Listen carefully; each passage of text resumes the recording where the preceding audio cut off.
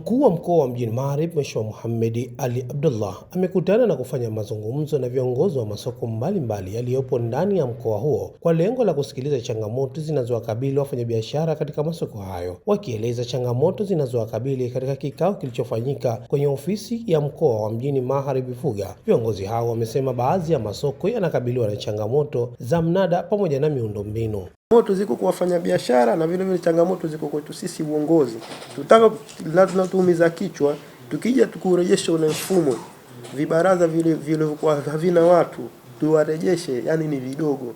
Manake hata sasa hivi tukija kwenye majumuisho tukilitatua hilo tatizo tutakutana na hiyo changamoto. Manake tukenda kuwachukua wafanyabiashara wa chini tukawapandisha juu, yani pia ile sehemu haitoshi. Na kwa malalamiko wafanya biashara hilo jambo lazima tulifanye. Unakuja kukuta asubuhi chini tungule inauzwa, kitunguu kinauzwa, mbatata kupima inauzwa, lakini juu kule pia vile vile hiyo biashara inauzwa. Tukija tukitatua, tukisema sasa tuwapeleke wote juu kama ilivyokuwa mwanzo, una kundi la watu litabakia. Kabla Jim hakufika kipindi hicho, ukweli alikwenda kibanda maiti, lakini kutokana na hali za maisha zilivyo, mtu atahapana, mimi kule kibanda maiti siuzi kwa sababu yani mzunguko wa biashara ile mnada hakuna. Kwa hiyo anarudi kule. Mtu akirudi kule, wewe kama kiongozi unakaa unaangalia, unasema tafanyaje? Itabidi mtaona kule, unakuta jumbu kija asubuhi ukisema soko ni chafu, ni kweli, kwa sababu hata huo mpangilio haupo. Soko letu sasa hivi limegeuzwa jina, linaitwa Forodhani, kwamba ni sehemu ya watu wanakwenda na magari, ikifika jioni kazi yao kununua chipsi, wakikaa mde pembeni, kwa sababu ni sehemu mzuri sana na ni sehemu ina viwanja vikubwa sana na sehemu mzuri sana, lakini biashara hakuna. Ni wizi tu uliobakisha pale, watu wanaibiwa, na mpaka sasa hivi wengine wameshakata tamaa kwa ile biashara. Ni jambo la kustaajabisha sana. Hivi sasa hivi wenzetu hapa karibu 3-4 mimi nilikuwa nawasikiliza, wanasema wenzetu wana msongamano mkubwa sana, kiasi kwamba mpaka wale watu wengine vya kuwafanya hawana, wanasokotana, nafasi zimekuwa ndogo. Sisi kwetu ni uwanja wa ndege, mpaka ingie ndege ndio unaona labda pengine kuna kivuli, lakini kama hajaingia ni uwanja tu moja kwa moja. Sasa kama ikiwa wenzetu ni wengi, sisi kwetu hatuna, kwa nini wasiletu? Na vile vile jengine ni jambo zuri sana, na litakuwa ni jambo zuri sana kwa sababu tunaondosha msongamano katika mji wetu wa Zanzibar. Jengo letu la Mwanakureko ikinyesha mvua kwenye yale matundu ile, mvua maji yanaingia kwa wingi sana.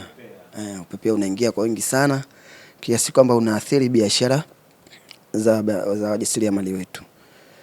La pili, juu kwenye paa, nadhani baina ya soko moja kuna soko jingine limegawanya, kuna injections za kuunganisha soko kwenye mbao zile juu, kwenye maji pia yanapita, hasa zinawaathiri wale watu wa mitumba juu.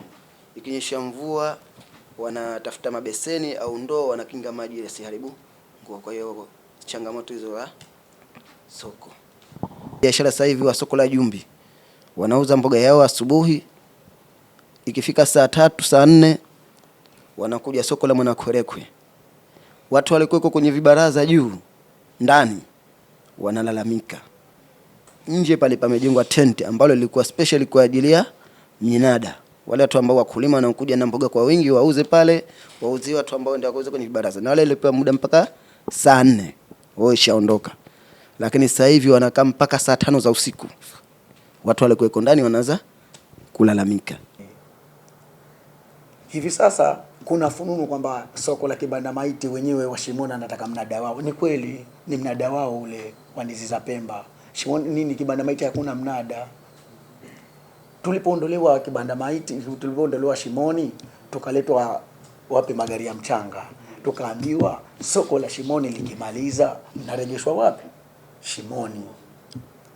Mnada ambao ulikuwa kwa Shimoni ambao ni ndizi za Pemba unarejeshwa wapi?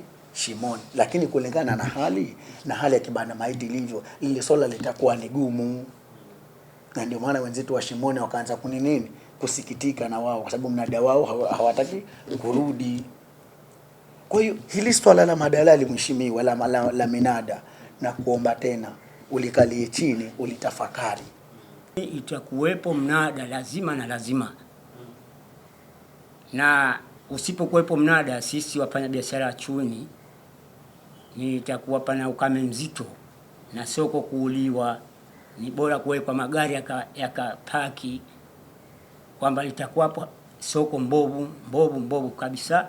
Kwa upande wake, meneja mkuu wa masoko ya serikali ndugu Salim Mohamed Mkuu amesema tayari wameanza kutatua changamoto za miundombinu katika masoko hayo ili kuboresha huduma zinazotolewa kwa wananchi. Bajeti yangu ikapitishwa, kwa hiyo sasa hivi materials zimepakiliwa leo, zinafika, nafikiri zimeshafika tayari, za kwa ajili ya mitaro hiyo pale na kwa ajili ya mahema pale juu. Mtaka kujenga mahema kama 50 ambapo bajeti yangu imepitishwa alhamdulillah.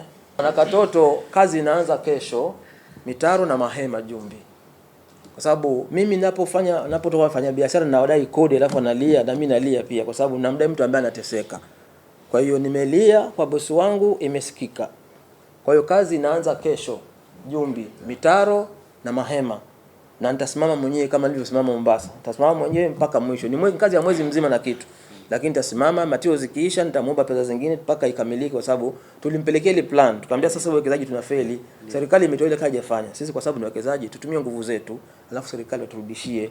Kwa hiyo serikali pia na yenyewe kupitia wadau wetu wa Wizara ya Fedha, kwa juhudi walizoziona nazo zifanya, wamekubali kuturudishia gharama zile. Soko la Koreo kama lilivyo kubwa, biashara ni all round. Sio safari mpaka safari. Sasa tunafanya usafi, tunakusanya taka, na pale Koreo ndio imeka kikapu kikubwa cha taka. Lakini kile kishajaa, si lazima kipelekwe kikamwagwe. Huku nyuma wafanya biashara wanarudi kuweka tena taka zao. Sasa hata kama na madustbin mangapi, lakini kwa muda wa masaa mawili kuerekwe, masaa mawili tu utaweza kusema hapajafanywa usafi hapo. Kwa hiyo najaribu kuomba tena, kama wafanyabiashara wengine wanaweza akapelekwa hata Mombasa, tupunguze hiyo volumes, ifanyike hivyo. Kama haiwezekani, nitazidi kuweka nguvu, lakini kweli Kwerekwe iko overcrowded na mpangilio wa biashara unakuwa mgumu, kwa sababu kila mmoja ana imani kwamba pale ndio kwenye pesa, yani kwenye biashara. Naye mkuu wa mkoa wa Mjini Magharibi Mheshimiwa Mohamed Ali Abdullah ameagiza mnada wa ndizi zote kutoka Pemba kufanyika katika soko la Mombasa Shimoni, huku mnada wa ndizi zinazotoka Unguja kufanyika katika soko la Chuini. Amesema hatua hiyo ni sehemu ya majaribio yenye lengo la kuboresha huduma za masoko na kuhakikisha masoko yote yanaendelea kutoa huduma bora kwa wananchi na wafanyabiashara. Kuanzia siku ya Jumamosi, minada itakuwa kama ifuatavyo. La kwanza, mnada wa ndizi kutoka Pemba zote utafanyika katika soko la Mombasa ambao maarufu kwa Shimoni ulipokuweko ukifanyika zamani. Na mnada wa ndizi zote kutoka Unguja zitaondoka katika masoko mbalimbali, utahamia katika soko la Chuini. Mazao mengine yatakuwa yanaendelea kama yalivyo. Hali hii tunakwenda nayo ni ya majaribio. Tutakapoona kwamba kuna soko moja au jingine linalegalega, basi tutafanya review na hatimaye kwamba kuweza kuweka katika hali nzuri ya kuhuisha na kuendeleza wafanya biashara wetu. Tujue kwamba twende katika utoaji wa elimu zaidi wa watu. Tukisema kwamba za Mombasa, za kusini zote zibakie Jumbi, tayari za kaskazini zote zibakie Chuini, ni vyema, lakini sasa hatuipati ile constant ilivyo hasa. Ndizi nyingi zinalimwa wapi? Kusini, kaskazini.